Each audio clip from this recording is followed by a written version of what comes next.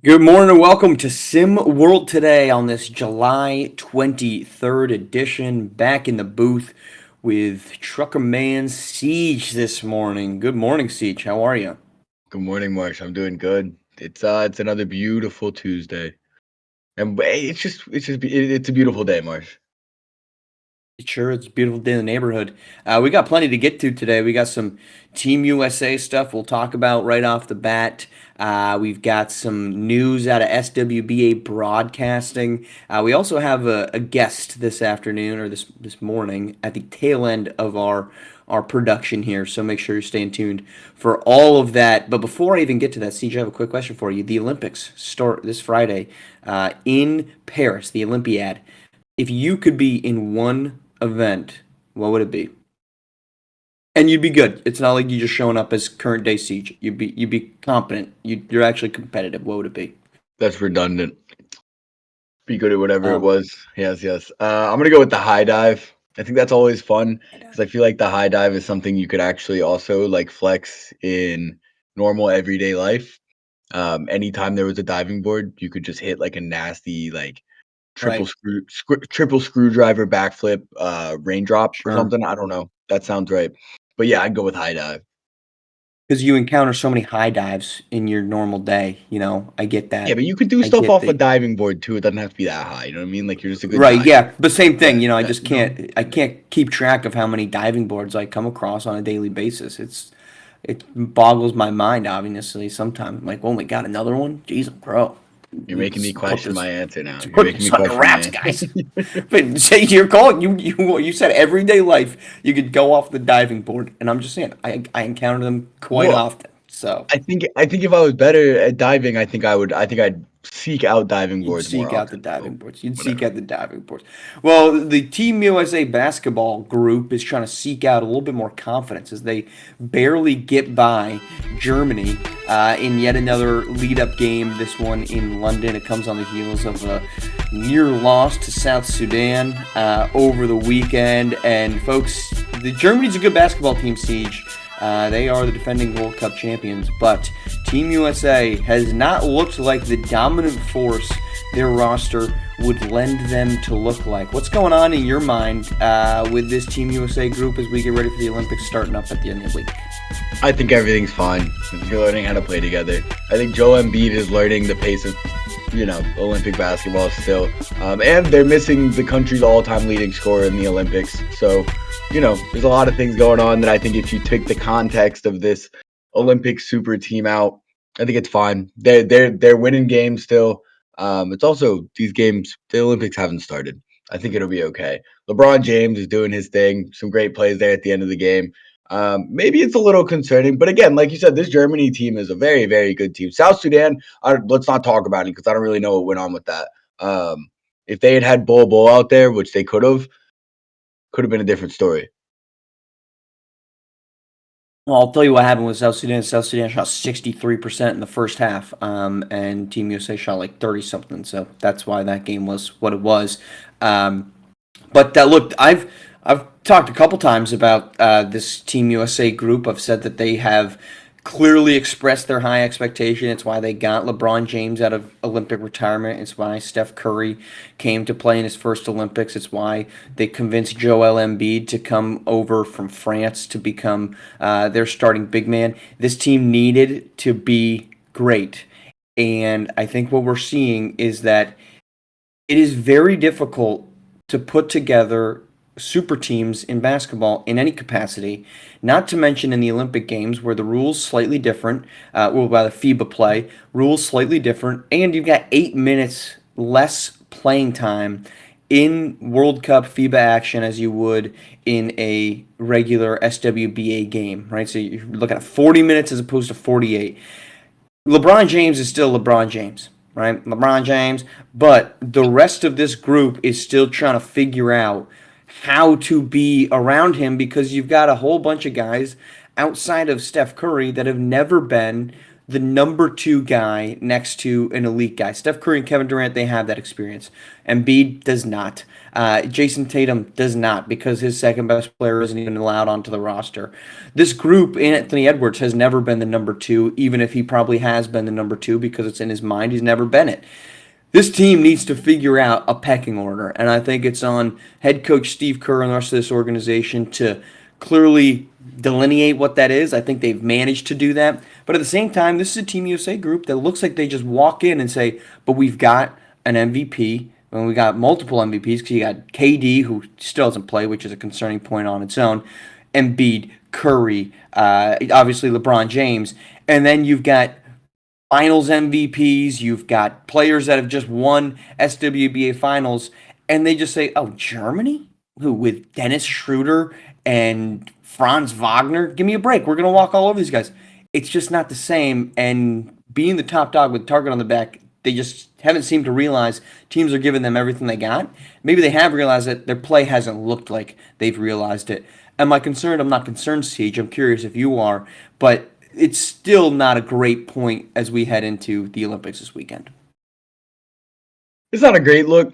I think you said it best. These are guys who aren't used to playing with other guys like this, and it honestly goes to show you and give me more respect for when you look back on teams like the Dream Team or the Redeem Team, what those teams were able to do and how dominant they were able to look so seamlessly. It's not easy. It's not easy to put together a team with this many guys who are this good at basketball that has the right chemistry. So I'm sure they'll figure it out. Maybe. Or we could be up for a big upset in the Olympics, because I think those games will matter even more, obviously. And to your point about teams giving them their best shot, it's going to be tenfold once the games actually start. So, All right, let's head on where we've got some news out of broadcasting land, which is always such an exciting topic to talk about.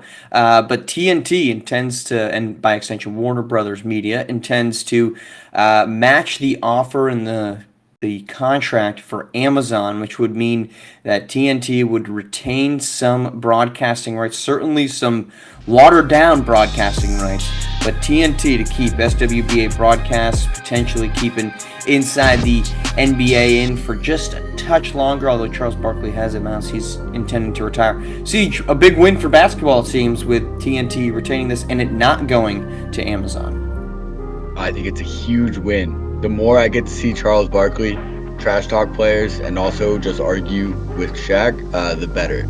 So for me, that's the big thing. I would like to continue watching inside the SWBA. So I'm looking forward to hopefully them retaining that. And all we can do at this point is cross our fingers and just kind of hope. Just kind of hope. But as it was baked into the contract, to get a little nerdy here for you, as it was baked into the original contract, there was a lot of stipulations that were meant to kind of disincentivize Warner Brothers Discovery from actually being able to match it. Part of it was a lot of money going into an escrow account at the front end. People didn't believe that WBD in their current financial situation was able to do that. That's why this was kind of deemed to be dead, and Warner's just kind of saying, we're doing it anyway. But you're right, this is a win. This is a win for basketball fans. I am happy that NBC is getting a game. There were multiple games, obviously. I'm happy that it's staying in TNT because I truthfully have not loved the Amazon product of Thursday Night Football. I don't love the idea that there's going to be games behind a subscription streaming service paywall, which it will still be with TNT, as some games will be streamed on HBO Max, as that is also under the Warner umbrella. But this is a win for basketball fans. It's also a nice point that we are not going to be going out with inside the NBA, not on their own terms. Those guys all deserved at least one more season to just say, hey, we are going to end this when we're going to end this. And I'd be curious then what happens with Charles Barkley. But good news overall out of the fandom of broadcasting and Warner Brothers TNT intending to match and maintaining their games on TNT broadcast moving forward. Let's head over to SimWorld U, where I'm curious, Siege, as we've wrapped up now 2 days past the commitment deadline. We know the big names that have committed, right? We know that most recently Gabe Pope off to USC, Victoria Ilgauskas to Duke. We know about Cooper Flagg, Japhet Towns, D'Angelo Jordan. So I'm curious, what's your underlooked, maybe under the radar team in SimWorld U that you're most interested in, fascinated by, think will be successful, the one that maybe we aren't talking a lot about? Well, I mentioned it yesterday. I got to speak with J Rock on his special. I really like this South Carolina team. I like what they did. I like what they brought in. And I like the idea that they recruited for need and for fit and for what they want to do in getting Isaiah James and Keandre Baldridge. And I think they actually can make some noise out there in the SEC. So that's one team that I think is not getting a lot of look, a lot of praise. But I think they're going to do some damage. A big season for Isaiah James. I mean, he's kind of lived underneath the shadow, whether intentional or not. Obviously, guys don't intend to do that. And despite not being with his brothers, underneath the shadow of Benari and Barkley, much more of a defensive guy. So I think it'll be very curious to see what South Carolina does, and specifically, like you said, Isaiah James. Can he emerge beyond just a ferocious defender? He's going to have plenty of opportunities to do that. To me, though, I'm most interested in is a team I loved watching last season, and that was the New Mexico Lobos and my guy Ireland Early. I think he had a huge season last year, led them to the NIT championship, beat Purdue and Zach Edey in the championship game. He has been going back to his decision to go to New Mexico. There were so many people calling out because he chose them over both Duke and Kentucky that, oh, now you go to Duke, you go to Kentucky, you play for those teams, you go to the Blue Bloods. And he went in the exact opposite direction, and he has been an absolute baller, Siege, for New Mexico. And I'm very curious what year two has in store for this group. He's added some nice pieces. Well, they've added some nice pieces around him, but I'm very curious what year two for Ireland Early looks like for the Lobos, because he's certainly much more on the SWBA radar than he was before. Oh, that's for sure. That's for sure. I mean, we both know how talented he was, and I think he's a great success story of choose the better fit, and maybe even a better not maybe. He's also a better success story of choose whether you're going to get more time. You're going to get more run time. You know what I mean? He could have gone to Duke or Kentucky, but would we have seen him near as often? No, not at all. So, great move by Ireland Early. Sensational player. His draft stock skyrocketed since then. All right, moving on. We are happy to welcome into the booth for the first time Isaac Onye-Franklin. Isaac, good morning. How are you? Good morning, Mark. I'm good. I'm good. How you doing today? I'm good. Welcome to the show. Appreciate you taking the time. Give us a chance. Let us know what's going on in Isaac's world, and what are you looking forward to here as the SimWorld U commitment period ends, and the focus comes back to the season at hand coming up here for SimWorld Prep. Honestly, I'm just focused on hooping, trying to better my game. I think somebody said that I need to work on my defense a little bit, so I think that's more so of a focus. And honestly, I'm just working with Kyle Kinlan, trying to see what he got in store for us. I think more so he's trying to get me to Gulf Coast, if that's the name of the team. I might have forgotten, I'm not gonna lie. But yeah, that's just something I've been working on these past couple of days. And I see the commitment period, so I'm trying to be up there with them guys too. So. And Isaac, if you had to choose one thing, I know you're a talented guy. You probably got quite a few assets that would help out a team. But if you had to choose one skill set or one thing that you would say you would most bring to a team if they were to add you to their roster, what would that be? Honestly, I think I would add leadership. I think growing up, like even in like off the game or on the game, I've always been trying to be some more so of a leader. And it's not like a dictatorship type of leader. It's like a leader that listens to his team to, you know, grow the team from a different perspective, like my perspective or the other guy's perspective, just to make sure that we're all in a four cornerstone of, being hemmed up and getting ready to go on the court, being able to dominate in any part of the game that we can.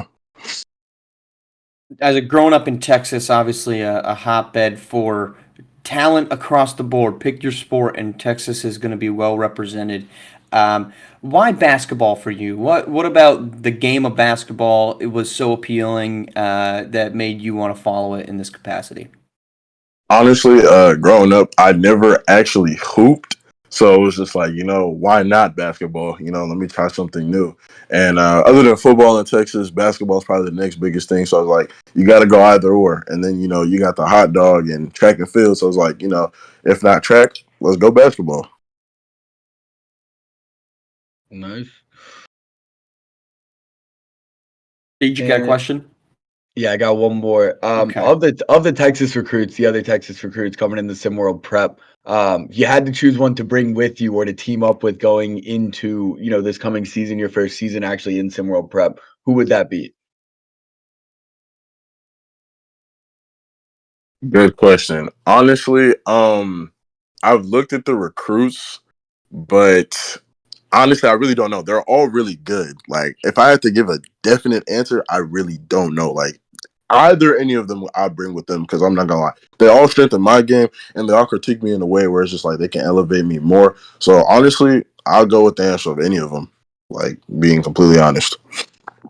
Fair enough. All right, Isaac, last question for you. We're in a new era of big man in the game of basketball at the SWBA level. You got Jokic, Embiid, who MVPs of the last, 3-4 years. You've got Victor Wembanyama entering the league and kind of taking it by storm. As a 6'9", I'm not going to corner you into becoming a big man, but where do you think that you could, or what's your goal of fitting into that hierarchy now and into the future of a new world of basketball? Honestly, being a 6'9" big man, I think we've seen more so of the slow gameplay from Jokic, and then we've seen the fast pace from Embiid. Honestly, I want to be kind of like a mix and be more fluid, and, not be considered as he's a slow big, he's not gonna be able to do anything. Now, I want to be the big that everybody's like, oh wait, nah, that's the big that can move for real. So I think, in my opinion, I just want to be more fluid. Um, Great defensive player, but also a player that can go score when he has to or if needed. All right. Well, best of luck to that, Isaac, and best of luck on the recruitment. Appreciate you joining us this morning, and we look forward to seeing where you end up and once you get on the court and some more organized hoops, what that looks like. So, thanks again, and best of luck here on the recruitment period and season to come. Thank you, guys. Thank you so much. Thank you so much. All right, that's our show. We're coming back tomorrow morning with plenty more. Probably some more Olympics coverage because it's the best time of the summer, and we got Olympics, and we're going to be talking about it. So appreciate everyone tuning in. Appreciate Isaac for joining us. Siege, you as well. We'll be back tomorrow morning here on SimWorld Today on SimWorld TV, the only place you can see the game, be the game.